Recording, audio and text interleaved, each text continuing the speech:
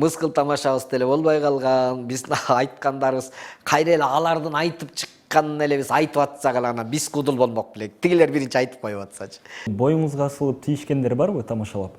Эгерде мен боюм жетпей аткан бир нерсе болсо, аны бой узундардан сурап алдырып алам да. Аял заты кечирет, бирок унутпайт деп койду. Оожок оту суроого бүгүн Борончу Кудайбергенов жооп берет. Саламатсыздарбы? Борончу Кудайбергенов бул ким? Борончу Кудайбергенов Манас Раматтылык айткандай,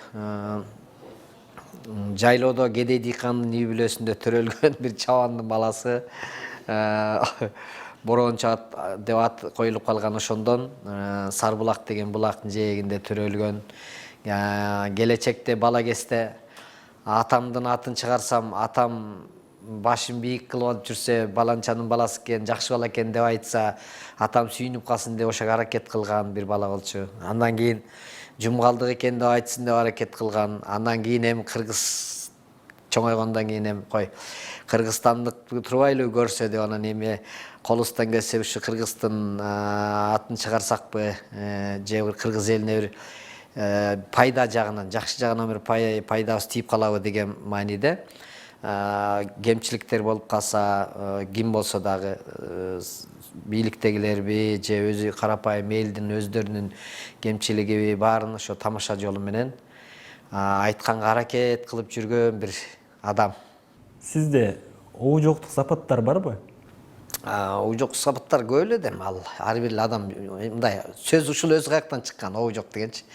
Бирдекени бир ыңгайсыз же бир орду жок жерден бир тамашалап, орду жок жерден бир күлүп, анан кийин өлгөнгө барганда, илгери өлгөнгө барганда ошол көчөдөгү балдар ойноп койсо, ата энелер кубалайт эле. Барча тетек бар ойногула, биякта адам өлүп атат. Кандай оожок немесиңер дейт эле. Ана азыр адамдар өлгөнгө барса деле, эмеге баргансы эле анекдот айтышып эле, топтошо калган жерден ошол жерге барганда шайтан козгоп эле анан күжү болуп анекдот айтышып калаткан, ошол жерден айтасың, оожоктонбой тургулачы деп. Демек, оожоктук деген сөз бул ошол бир туура эмес нерсе жерден бир туура эмес кыймыл аракет, туура эмес сөз, туура эмес мамиле, туура эмес бир нерсени кылган кишини оожоктук дейт го. Аны боло берет, байкабай каласың да. Бирдекени кылсаң аны сөз бирөө со стороны виднее дегенде сырттагы адам айтат да, борончу оожоктонбочу деп. Анан болсо керек, кантип эле болбосун. Адам болгондон кийин. Куудул, ырчы, актер, ажы, бул тамада, бул мен билгендер эле да. Анан мен билбегендери кайсылар? Ажы деп аябай. Эме сен анда титул кылып койдуң го. Ал бир эме бала аябай Россияга барып иштеп, бардык жерге барып иштеп кыйналып келип анан кийин митип коет дейт. Досум, нени гана башыман өткөн жок. 3 жыл стройкада иштедим, 3 жыл шопур болдум, 3 жылда тиги кой кайтардым, анан 2 жыл ажы болдум деп аны да ишке кошуп коет дейт. Ажылык бул ар бир адамдын өзүнүн мусулманчылык парсы, анан ошол парсыбызды аткаралы, 5 парстын бирөөсүн деп барып келгендегибиз. Мен өз бала кезде киноактер болууну жакшы көрөт, каалайт элем. Киноактер болсом депчи, анан ырдайт болчумун. Негизи мен ырчымын да, мындай эмесиндечи, өзүмдүн баягы түпкүлүгүмдө ырчы болсом экен деп, ошончо жана тамашалап калам го. Бала кезде кой кайтарып жүрүп, биринчи концертин койлорго койчумун деп, жана ансарындай ырчылык өнөрдү эме кылып калабыз. Анан куудулдук, чынын айтканда мен өзүмдү Манас Раматтылыктай, Манас, тиги Абдылда, аксакалдардан Рахман, бул кишилерде мен өзүмдү такыр куудул деп эсептебейм. Мен өзүмдүчү. Анткени менде аракет, куудулдук жагына гана аракетим бар да. Иштейм. Бирөөнүн кемчилиги болуп калса ошону күлкүлүүрөөк жагы менен алып чыкканга, мындай өзүнүн натурасында куудул болгондордон адамдар болот да. Сахнада кандай болсо, жашоодо да ошондой болот. Манас Раматтылык ошондой болчу. Өзү куудулар топтошуп отуруп калсак эле, бир жерге куудул барып отуруп калса эле башкалар мынтип аны карайт го, азыр күлдүрөт депчи. Ошол сыяктуу куудулар топтолуп отуруп калсак эле баарыбыз Манасты карап калат элек да, азыр баштайт деп эле, анан ал куудулданып калат эле. Ошон үчүн менде куудулдук өнөр бул менин ишим катары аракетимден келип чыккан нерсе болуш керек деп ойлойм. азыр деле боюңузга асылып тийишкендер барбы тамашалап? Өзү баягы кичине мурдагы жаңы сахнага чыгып атканда мен боюм мындай, боюм тигиндей дегеним себеби баягы өзүңүн үстүңөн күлө билген адам ал башка бирөөнүн эмесин үстүнөн дагы тамашалап аткандан кийин сен өзүңдү дагы тамашалай билишиң керек дейт. Бирок бой, анан өң, анан мындай дей бересиз го.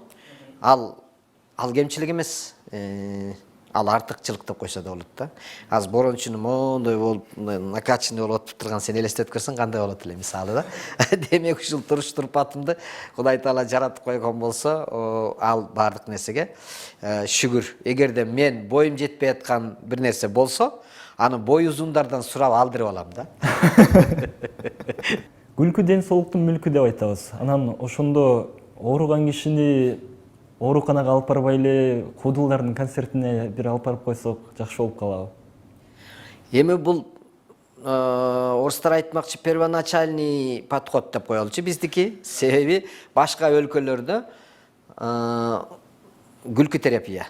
Адамдарды атайын барып туруп кичине ошол курортологияларга, обычно биз жана Ысык Ата, Воронцовка деген сыяктуу Жалал-Абад курорттарга концерт коюп барып калганда мен ушунчалык мындай рахат алам. Анткени ал жерде ошол ден соолугун чыңдайлы деп барып анан сөзгө маани берген возрасттагы адамдар отурушат. Анан ошолорго аябай бир жагымдуу, жакшынакай нерселерди айтып, күлдүрүп, неме кылсаң аябай рахат алышат, ден соолуктарына пайдалуу. Демек бул сөз сен сурап атканың бул дайыма мындай позитивныйраак жашай турган болсоң, бул ден соолугуңа пайдалуу деген сөз. Анан вирус болуп калса, жөөзү коронавирус жугуп калса, мен жанына туруп алып күлдүрүп атсам, анан барчы жаным качайтпай дейт. Сахна адамы болуунун терс жагы эмне болду сиз үчүн? Сахнанын терс жагы, мен өзүмдү ичимде мен мынтип ойлойм да. Серьезный адаммын деп ойлойм да, мен өзүмдө да. Анткени мен ойлонуп атканым, айтып жүргөндөрүмдүн баарын мен ошондой элге ошондой нерсени тартуулап атам, мындай тамаша аркылуу деп түшүнөм да. Бирок сахнага чыгып ошол нерсени бирөөнүн кемчилигин тамашалап аткан болсоң, аял бол аялдын кемчилигин, эркек бол эркектин кемчилигин тамашалап аткан болсоң, элдер ошо көзүнө көргөн боюнча сени кабыл алып алат дагы, анан сени аябай мындай бир ой жок, бир несерьезный адам катары кабыл алат го. Ошонусунан мен кыйналам. То есть артисттерди, сахнадагы артисттерди, ой жакшы кылыптыр, рахмат, туура айтты, туура күлдүрдү же туура ырдады дей берет. Бирок жалпылап алып көргөндө, койчу алар артисттер дейт го. Көрдүңбү? Ушул нерсеси мага туура келбейт да. Бул эми ошолор да адамбы дегендей эле сезилет магачы. Өмүрүңүздө сен куудулсун да бизди күлдүрүп койчу деген сөздү канча жолу уктуңуз? Эми дайым эле. Аны деле мен туура түшүнөм, себеби дегенде ар ким бир сөздү ар башкача жол менен айтышы мүмкүн. Бирөө эмне деген эле сөздү эмне деши мүмкүн, бирөө эмне деши мүмкүн. Эмне деши да мүмкүн туурабы? Анан бирөө жолу эмне деп коюшу да мүмкүн. Ошол сыяктуу кимдир бирөө ошол эле суроону ар кандай өзүнүн характерине, мүнөзүнө ылайыкташтырып суроо берет. Кээ бирөө ой байке сиз күлдүрүп жүрбөйсүзбү, бир күлдүрүп койбойсузбу деп айтышы мүмкүн. Бирөө куудулсуңго күлдүрчү деп айтышы мүмкүн бирөөчү. Анан ал катуу тийиши мүмкүн да. Ошондой нерсени көп куудулдар көтөрө албай кетишет. Мен ошондой эле анализ жүргүзүп коем. Мунун мүнөзү ошондой экен деп. Анан күлүп коем. Макул байке азыр күлдүрүп берейин депчи. Саясатты эмне үчүн чымчылап турасыз? Биз элдин арасында жүргөн адамдарбыз, ошон үчүн бизден эл сөз акысынан кутулуш үчүн сүйлөп коюшубуз керек. Анан оюңду айтып коюшуң керек. Ал туурабы, туура эмеспи, ар бир адамдын өзүнүн ою бар. Бирок элге зыяны тийбесин, же ошол адамдын өзүнө зыяны тийбесин деп айтып коюш керек. Президент болом деп да жүрдүңүз эле. Ошол кезде президентке каалаган эле кое баштады да. Карап турсаң, мен ошондо эмнеге каршы болгом? Президент боло турган адамга атайын бир өзүнчө бир критерийлер болуш керек. Маселен, мамлекетте баланча жыл иштеген, айыл чарбада баланча жыл түкүнчө министр болду, андан баланча болду. Бар тепкичтерди басып өткөн, мамлекеттик баардык нерсени туура түшүнгөн, ошо тепкичтердин баарын кадровый деп илгери Советтер Союзунун учурунда бүт мындай тепкичтерди басып өтүп го. Ошол сыяктуу басып өткөн, көргөн, түшүнгөн, ички сырткы саясатты толук билген адам гана президенттикке катыша алат деген критерий коюш керек. Анан ошолор гана коюш керек. Ошондой жөндөмү бар адам, туурабы? Кече мектепти коридордон окуп алып эле анан кийин мен бүгүн президент болом дей берген. Анда мен деле президент болом деген да сөз. Ал мен немемде да. Анда сен президент болсоң, мен деле президент болом, мен сенден жакшыраакмын деген эле сөз да. Ошондо мен айткам, бул президентке кандидаттарды официант ишке чакырылат дегендей эле коюп атышат го, бул андай туура эмес да деп, мен ушул нерсеге каршы чыккам. Эле айтып атпайбы азыр? Бизде кодулдардын кереги жок, бизде 120 кодулубуз бар. Ошондо сиздер жумушсуз калган атасыздарбы? Биз анысы деле жумушсуз калганбыз, көп болуп калды. Биз тиги мыскыл тамашабыз деле болбой калган. Биздин айткандарыбыз кайра эле алардын айтып чыкканын эле биз айтып атсак эле анан биз кудул болмок белек. Тигилер биринчи айтып коюп атсачы. Белгилүү эле дүйнөлүк маалымат булактар айтып чыгышты. Эгер могул пандемия учурунда кучакташкыңар келсе, адамдар менен бири-бириңер менен кучакташпай, бактарды кучактагыла деп. Бизде байкелерибиз мурда эле жаратылыш менен айкалышып эле бак кучактап эле жүрчү эмес беле, үч кошкондочу. YouTube'дан Өзбекстанда элди орусча сүйлөп күлдүртүп атканыңызды көрдүм. Анан деги эле орус сахнасына чыгып, КМШга таанымал кудул болууңузга эмне тоскоол болду? Бияктан орусча выступать этсең, айтат да биздин кыргыздар. Оу жоктон кадаланып дейт да, эмне орусча сүйлөп атат деп жаман көрөт. Мен репетиция кыла албай койдум да бияктан эл алдында. Орусча сүйлөпчү. Анан тияка барганда биринчи жолу орусча сүйлөп чыгыш керек болуп калды. Биринчи жолу 6000 адам отурат. Чыктым дагы орусча сүйлөш керек болуп калды, орусча сүйлөдүм. Шашып, орус кыргызчадан орусчага кайта чайналып, мындайчы которулушу эмес болуп атыпчы. Бирок аракет кылып айттым да. Эми аны көрсөң керек немеден. Ошондой болуп калды. Эгерде мен мурдатан бери орусча сүйлөп, выступать этип жүрсөм сахнада, анда мен спокойно айта бермекмин. Бирок алар мен орусча сүйлөйт экен деп кабыл алсын деп, мен чыгышымдын алдында 20 секунд Абит экөөбүздүн орусча ойногон интермедиябызды кичине кусок кылып көрсөтүп, анан кийин алар мени чакырышты, мына Абиттин досу деп. Экөөбүз орусча ойноп атканыбызды көргөндөн кийин алар психологически ошондой воспринимать этти да. Бул деле Кыргызстанда ошол Абитке окшоп орусча ойноп жүргөн турбайбы деп эле кабыл алышты да. Мен биринчи жолу орусча сүйлөп атат экен деп ойлогон деле жок аларды. Ошондой болду. Анан эми буюрса, эми буйруктан эми көрөбүз. Эми азыр Петросян менен аялы да ажырашып, соттошуп, ошентип атып Петросян шоу токтоп калган. Азыр жарым жыл болду, телевизорлордон эмелерден көрсөтүлбөй атат. Эми алар ажырашып бүтүп бири-биринин эмелерин жана имуществолорун бөлүп бүтсө, анан мен кайра, анан мен ошол выступать эткенимди мен Каренге жөнөткөм. Карен болсо Петросянга жөнөттү.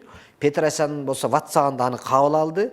Ал WhatsApp-дагыны мага Карен кайра жөнөттү. Мына Петросян кабыл алды сен выступлениеңди депчи. Анан аңгыча эле тигил аял экөө имущество талашып калды. Анан недомения болуп калды. Ошону менен бүт азыр токтоп калды. Өзү чулдашып атышат. Кыскасы аракет эми буйруктан. Аракет кылам сыртка чыкканга. Биздеги кудулдардын кимиси эң көп аял алган? Билбейм, эми Рахман экен айтып калабы сөзүн негизичи. Рахман экенин эми өзү деле мен деле унутуп калдым, бирок Манас экеники, Манас экөөбүз дос болчубуз. Анан бир Манастын тамашалап калганым мындай. Бир жолу экөөбүз отурсак, эки аялы келип алыптыр да. Концерттен кийин эки аялы келип эки жакка сүйрөп аябай жүдөттү. Анан десем, мынтип коет, доске жабан кыйын болду го, ушинтип баягы эки доочу бирге самалың кеткен, эки катын бирге ажалың жеткени деген сөз бар эмеспи? Кыйын болду го десем, мынтип коет, жок азыр эчтеке эмес. Мурда баары менен жаңы жүрүп баштаганда кыйын болду деп коет. Тиги бирөөсүнүн бир баласы бар, бирөөсүнүн боюнда, бирөөсү кубалап алган дейт аркаман депчи. Анан айтып күлдүрөт эле ансаңдай. Эми ал турмуш, эми аны мындай тиңден айтканга туура эмес болуп калат. Эми айтылып жүргөн Манас менен Рахман экеникин эстетип койдум. Калгандарыныкын мындай эле тиңдей эле деп айтып алып дагы анан кийин туура эмес болуп калбасын алчы. Жеңиңиз менен кайсыл темада көп урушасыз?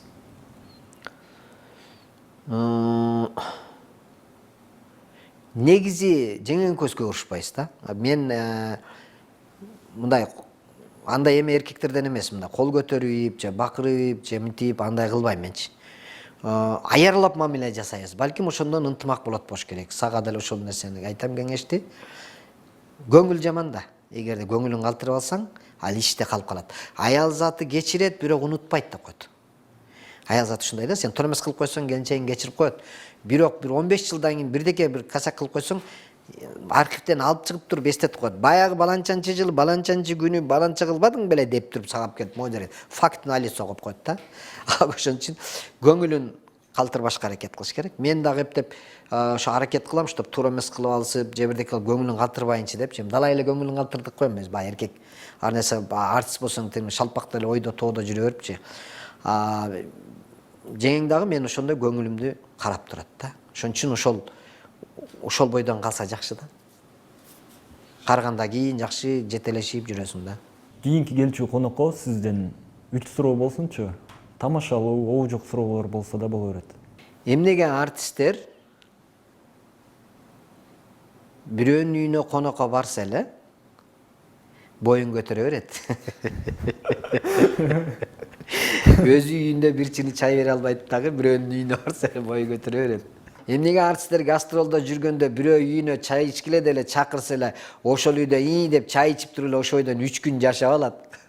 Чыгармачыл адам болсоң, ырчы болгон болсоң, анда живой бир соз ырдап берчи, эгер фонограмма менен ырдап жүргөн болбосоң. Оожок 30 суроо долбоорунда ырчы, куудул, актер, көптөгөн өнөрдүн ээси Борончу Кудайбергенов агайыбыз болду. Кайрадан көрүшкөнчө аман туруңуздар. Биздин каналга жазылганды унутпаңыздар.